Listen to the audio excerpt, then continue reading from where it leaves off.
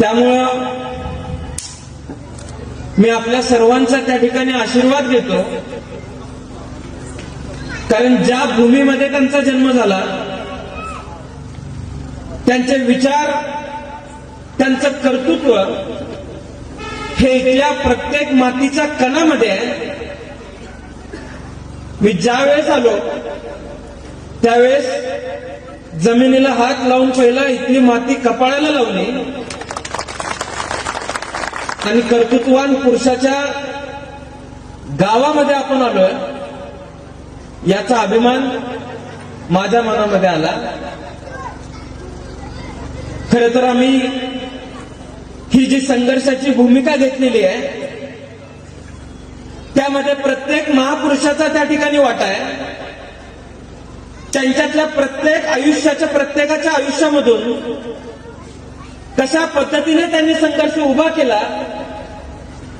छत्रपती शिवाजी महाराजांनी स्वराज्य उभा करण्यासाठी केलेला असलेला संघर्ष असेल, शाहू महाराजांनी केलेला संघर्ष असेल, महाराष्ट्रातल्या सर्वसामान्य माणसाच्या दारोदारी शिक्षण पोहोचवण्यासाठी महात्मा फुल्यांनी केलेला संघर्ष असेल, संत गाडगेबाबांनी त्यांचे विचार पोहोचवण्यासाठी केलेला संघर्ष असेल,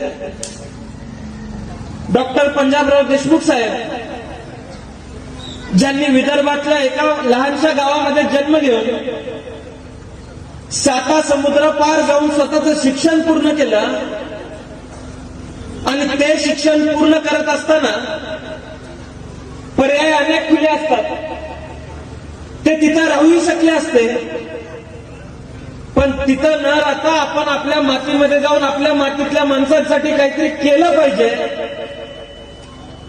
ही भूमिका त्यांनी स्वीकारली. दारिद्र्यातून आपल्या माणसांना बाहेर काढत असताना जो संघर्ष त्यांना करावा लागला, अशा सगळ्या महामानवांच्या आयुष्यातून संघर्षाची प्रेरणा घेऊन आम्ही युवा संघर्ष यात्रा चालू केलेली आहे. ही युवा संघर्ष यात्रा आम्ही पुण्यापासून चालू केली, नागपूरपर्यंत आम्ही चालायचं ठरवलेलं आहे. त्यामध्ये राज्यातल्या अनेक युवकांचे प्रश्न आम्ही घेतलेले आहेत. ज्या वेळेस आम्ही युवा संघर्ष यात्रा हे नाव वापरतोय त्यावेळेस या युवकांमध्ये युवा शेतकरी येतोय, युवा उद्योजक येतोय, युवा व्यापारी येतोय, युवा विद्यार्थी येतोय. खरं तर मी विदर्भामध्ये आल्यानंतर तसं कारंजा गाव हे मोठं आहे, तिथली बाजारपेठ चांगली असणं अपेक्षित आहे, पण 5,000 लोकवस्ती असलेल्या गावामध्ये इतकी सुंदर बाजारपेठ बघून मनापासून आनंद झाला. पण आज इथल्या बाजारपेठेतल्या व्यापाऱ्यांना, तरुण उद्योजकांना ज्या अडचणींना सामोरं जावं लागतंय त्या अडचणी राज्य शासनासमोर मांडल्या पाहिजेत आणि आज या सगळ्या तरुणांना एक हक्काचं व्यासपीठ उभं राहिलं पाहिजे, यासाठी आम्ही युवा संघर्ष यात्रा काढलेली आहे. आज कमानीवरती डॉक्टर बाबासाहेब आंबेडकरांचा फोटो बघितला. डॉक्टर बाबासाहेब आंबेडकरांनी महाराष्ट्रातलेच नव्हे तर संबंध भारतातल्या प्रत्येक माणसाला जगण्याचा अधिकार दिला. प्रत्येकाला आयुष्य कसं जगावं हे त्यांच्या लेखणीतून, संविधानातून त्यांनी दिशा दिली.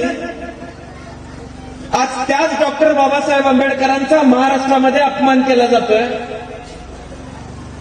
छत्रपती शिवाजी महाराज ज्यांनी स्वराज्य निर्माण करून आपल्यातल्या प्रत्येकाच्या आयुष्यामध्ये लढायचं कसं असतं हे दाखवून दिलं, त्या छत्रपती शिवाजी महाराजांबद्दल कोणीही बोलतंय, काहीही बोलतंय, त्यांचा अपमान केला जातोय. पण आज महाराष्ट्रातले एका पक्षाचे 105 आमदार आहेत, एका पक्षाचे फुटलेले 40 आमदार असतील असं म्हणायला काही हरकत नाही, आणि एका पक्षाचे फुटलेले अजून तितकेच आमदार असतील असं म्हणायला सुद्धा हरकत नाही. यापैकी कोणीही या विषयावरती बोलायला तयार नाही. शाहू फुले आंबेडकरांचा अपमान या महाराष्ट्रामध्ये होतो, यावरती कोणी बोलायला तयार नाही. याच्या विरोधात बोलण्यासाठी आम्ही संघर्ष यात्रा काढलेली आहे. डॉक्टर बाबासाहेब आंबेडकरांचा असेल, छत्रपती शिवाजी महाराजांचा असेल, अपमान यापुढच्या काळात महाराष्ट्रामध्ये आम्ही सहन करणार नाही हे सांगण्यासाठी आम्ही आपल्यापर्यंत आलेलो आहे. आजपर्यंत ज्यांच्या विचारांनी महाराष्ट्राला तारलं, आजपर्यंत ज्यांच्या विचारांनी महाराष्ट्राचं वेगळेपण देशाला निर्माण करून दिलं, त्या लोकांचा अपमान आज महाराष्ट्रामध्ये होतोय. त्यांची जन्मभूमी असलेल्या महाराष्ट्रामध्ये त्यांचा अपमान होतोय. जर जन्मभूमीत आपण अपमान सहन करत असू, तर देशातले लोक या लोकांच्या अपमानावरती का प्रतिक्रिया देतील याचा विचार करण्याची आवश्यकता आहे. 24 तास राजकारण आणि राजकारणासाठी समाजाचं वाटोळं करण्याची भूमिका काही लोक घेत आहेत. संत गाडगे बाबा, संत तुकडोजी महाराज, डॉक्टर पंजाबराव देशमुख साहेब असे अनेक लोक विदर्भामध्ये जन्मले. त्यांचा ताठवाना त्यांनी दाखवून दिला आणि विदर्भाचं वेगळेपण त्यांनी संबंध महाराष्ट्राला नव्हे तर देशाला दाखवून दिलं. पण आज आपण महाराष्ट्रात काय बघतोय? विदर्भातलेच एक नेते आहेत, एखादी साधी गोष्ट करायची असेल तर त्यांना दिल्लीला जाऊन परवानगी घ्यावी लागते. एक मंत्रीपद महाराष्ट्रामध्ये द्यायचं असेल तर विमान करून दिल्लीला जावं लागतं, दिल्लीत हुजरेगिरी करावी लागते, दिल्लीतली परवानगी घ्यावी लागते आणि मग हे लोक परत येऊन महाराष्ट्रामध्ये निर्णय घेत आहेत. छत्रपती शिवाजी महाराजांपासून आज अखेरपर्यंत आपला इतिहास आहे. एवढ्या मोठ्या जुलमी अत्याचारासमोर सुद्धा छत्रपती शिवाजी महाराजांनी त्यावेळेस झुकायची भूमिका स्वीकारली नाही.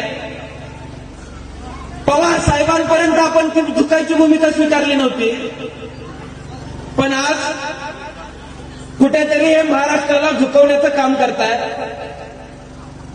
या लोकांना येणाऱ्या काळात आपण दाखवून देण्याची आवश्यकता आहे की महाराष्ट्र दिल्ली समोर आज अखेर कधी झुकला नव्हता आणि यापुढच्या काळातही झुकणार नाही हे दाखवून देण्याची आवश्यकता आहे. युवा संघर्ष यात्रेमध्ये आम्ही अनेक प्रश्न घेतलेले आहेत. येत असताना अनेक शेतकरी बांधव आम्हाला भेटतात. त्या शेतकरी बांधवांचे अनेक प्रश्न आम्ही मांडण्याचा प्रयत्न करतोय. कापूस असेल, तूर असेल, चणा असेल, या सगळ्या गोष्टींना आज चांगला बाजारभाव मिळणं सुद्धा तितकंच अपेक्षित आहे. शेतकऱ्याच्या आयुष्यामध्ये 4 सोन्याचे दिवस आले पाहिजेत, यासाठी भाऊसाहेबांनी आपलं आयुष्य खर्च घातलं. शेतकऱ्यांच्या मुलांना सुद्धा शेतीबद्दल काहीतरी चांगलं शिकायला मिळालं पाहिजे, यासाठी भाऊसाहेबांनी आपलं आयुष्य खर्च घातलं. आज त्यांच्या जन्मगावातून आपण निर्धार करण्याची आवश्यकता आहे की ज्या नेत्याने शेतकऱ्यांच्या पाठीमागे उभं राहून शेतकऱ्यांच्या पाठीशी खंबीरपणे उभं राहण्याची भूमिका स्वीकारली, महाराष्ट्रातलाच नव्हे तर देशातला शेतकरी ज्यावेळेस अडचणीत होता त्यावेळेस आज अखेर जो निर्णय घेतला गेला नव्हता, 70,000 कोटीची कर्जमाफी करण्याची भूमिका ज्या नेत्याने स्वीकारली, त्या नेत्याच्या मागे उभं राहण्याची भूमिका आपण या जन्मगावातून स्वीकारण्याची आवश्यकता आहे. त्यामुळे माझी आपल्या सर्वांना विनंती आहे, माझं आपल्या सर्वांना आव्हान आहे की येणाऱ्या काळात चांगली लोक, चांगले विचार, चांगले तरुण आपल्याला या महाराष्ट्राच्या मातीमध्ये पेरायचे आहेत. येणाऱ्या काळामध्ये या बीजांचं वटवृक्ष चांगल्या पद्धतीने उगवलं पाहिजे, यासाठी आपण प्रयत्न करायचे आहेत. 2014 पर्यंत महाराष्ट्र अनेक गोष्टीत अव्वल होता, पण आज गुजरात सारखं राज्य महाराष्ट्राच्या पुढे चाललंय. ज्या राज्याची परिस्थिती महाराष्ट्रापेक्षा गरीब होती, जे राज्य महाराष्ट्रातलं मुंबई आम्हाला पाहिजे म्हणून काही वर्षांपूर्वी भांडत होतं, आज तेच राज्य महाराष्ट्राच्या पुढे चाललंय. इथल्या नोकऱ्या तिकडे पळवल्या जात आहेत, इथले उद्योग तिकडे पळवले जात आहेत, इथले व्यवसाय तिकडे पळवले जात आहेत. पण महाराष्ट्रातले नेते त्याच्यावरती बोलायला तयार नाहीत. या सर्व लोकांना येणाऱ्या काळामध्ये आपण उत्तर देण्याची आवश्यकता आहे आणि मला निश्चितपणाने विश्वास आहे की आपण सर्वजण या लोकांना उत्तर दिल्याशिवाय स्वस्थ बसणार नाही. त्यामुळे आज अत्यंत प्रेमाने आपण आपलं स्वागत केलं. या संघर्ष यात्रेला पाठिंबा देण्यासाठी आपण मोठ्या संख्येने उपस्थित राहिला, त्याबद्दल मी मनापासून आपल्या सर्वांचा आभार मानतो. आणि वेळेअभावी फार न बोलता आणि आपल्या सर्वांचा वेळ न घेता माझ्या पुढच्या वक्त्यांना मी तो वेळ देतो.